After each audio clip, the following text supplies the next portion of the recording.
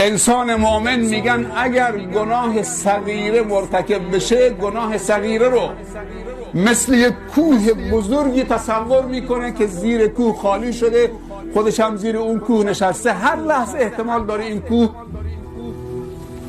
سقوط بکنه روش.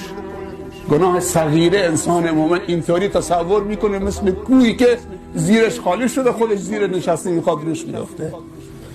ولی انسان منافق گناه کبیره رو تصور میکنه یک پشه سبک و کوچک روی بینیش، نوک بینیش نشسته، از زیر سبیلش یه فوتی میکنه این پشه بلند میشه. خدا نکنه نفاق در قلب من و تو نکته سیاه و کورشو بزنه، دیگه گناه کبیره عادت میشه، از لذت تبدیل به عادت میشه.